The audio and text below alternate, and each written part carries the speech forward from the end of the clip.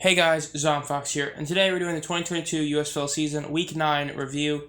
This week ended up finalizing the entire playoffs and included a major upset during the season. So, the overall scores for the game, the Generals beat the Panthers 25-23, the Gamblers beat the Stallions 17-15, the Bandits lost to the Breakers 17-6, and then the Stars beat the Maulers 17-16. So as for the Generals, the big thing is that they went back to the two quarterback system thanks to DeAndre getting healthy. The team had to make a comeback when they ended up getting it. Luis Perez and DeAndre Johnson combined for a 62 percentage. They had 150 yards for a 1-to-1 ratio. And honestly, it was what was most surprising. They did this without rushing insanely.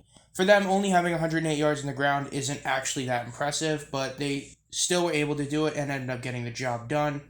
As for the Panthers, they ended up having some injuries, so they had to use their backup quarterbacks, and both quarterbacks were both just pretty average, and eventually that was pretty much what led them to losing this game. The quarterbacks weren't able to do enough to help win the game. As for the Houston Gamblers, I did a whole video on this, so link's the top right. So I'm not really going to mention anything. It's just the Gamblers ended up beating the Stallions, and the Gamblers got the win. Kenji Bahar played pretty solid for all things considered, and considering the fact that he was the best player on this team aside from their defense, because the defense, John Payne had a great game. Abernathy ended up winning the game, and naturally the whole defense pretty much had a really solid game. So yeah. And then as for the Tampa Bay Bandits, New Orleans, Tampa Bay ended up losing this game. They only scored 6 points. They scored all 6 in the fourth quarter, whereas New Orleans scored 17 in the second, and that's how they won. The big thing is that Talamu ended up proving again that he ended up being pretty much the biggest bust in the season. I would argue even more than Patterson just because of how much hype he had.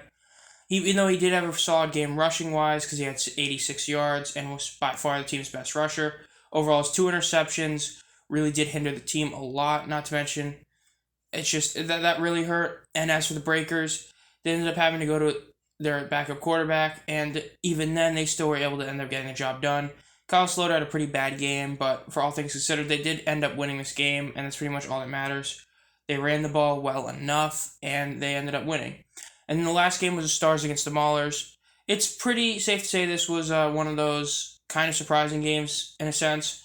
The Stars, Case Cookus got hit pretty hard, and since they didn't want to keep playing him for risk of injury, they decided to just sit him and let Costello play instead, and he was pretty solid, but overall it was mainly due to Matt Colburn's insane 51-yard rush that pretty much won him the game. The Maulers ended up missing a potential game-winning field goal and an extra point that pretty much iced the game for them, despite the fact that, Aguilar did miss 2 kicks for the Stars, so kind of null there. But as for the Maulers, they were back to Vad Lee playing, and they did a lot of random special teams plays as well, with some of them working, and it was pretty much the only reason they were in this game, but overall they didn't get it done.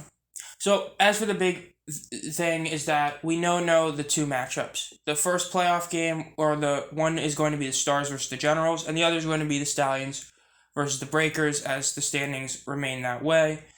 And naturally, it's pretty simple. The Bandits are going to be finishing 3rd in their division, and the Gamblers are finishing 4th. In fact, there's only one spot in the entire playoffs that is still pretty much up for debate, and that's the Panthers and Maulers for who ends up finishing 3rd versus who finishes last, and pretty much whoever finishes dead last at 1-9 versus 2-8, since their game is next week, and it's pretty much the only game that really matters.